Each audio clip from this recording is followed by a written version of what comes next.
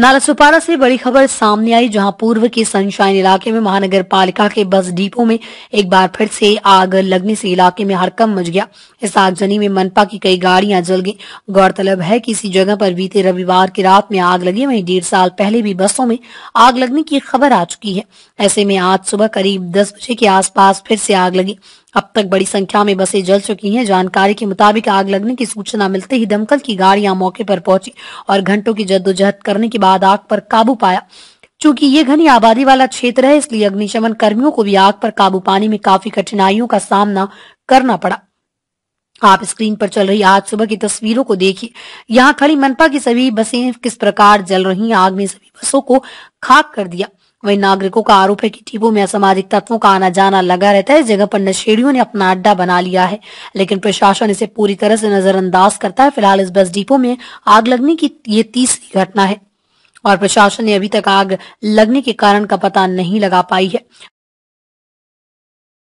काय सांगणार साहेब, त्या दिवशी रात्री आग लागलेली, परत आज सकाळी आग लागली आहे, काय म्हणणं आहे याच्यावर, काय बोलतो? याच्यात पहिला मी माझा हे देतो। मी भारतीय जनता पार्टीचा जिल्हा उपाध्यक्ष आहे आणि अल्पसंख्यक भारतीय जनता पार्टीचा अल्पसंख्यकचा प्रभारी आहे जिल्ह्याचा। इकडे 2 दिवस अगोदर पण हीच आग लागली होती। याच्या अगोदर 1.5-2 वर्ष अगोदर ह्या 2 डेपो आहेत। या 2 डेपोत असं झालेलं आहे का भंगार पडून राहिलेले आहेत। लोकांना इकडे माझे जे आई बहीण मुली बाळा जे येतात त्याने इकडून जायला भीती वाटतो। इकडे चरसुल्ले गर्दुल्ले सगळे येतात आणि ही आग लागत नाही, आग लावली जाते। म्हणून महानगरपालिका मला वाटते का झोपेत आहे, कारण कुठला एक मोठा इन्सिडेंट झाला।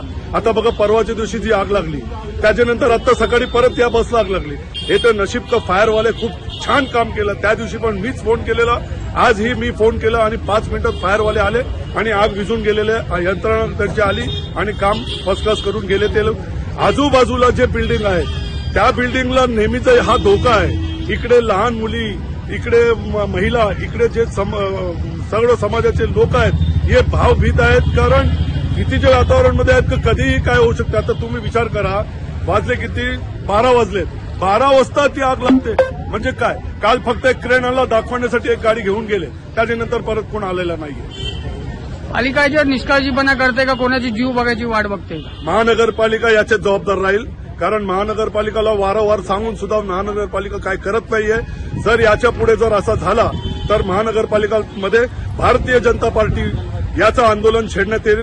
आमचे नवनिर्वाचित आमदार त्या दिवशी रात्री एवढे थकून आले तरी इकडे 12:30ला इकडे व्हिजिट देऊन गेले। त्यांनी नागरिकांना सांगितलं की याचा मी पर्याय काढून देतो आणि 100% आमचे नवनिर्वाचित आमदार माननीय राजनजी नाईक आप्पा हे नक्कीच याचं निवारण करतील।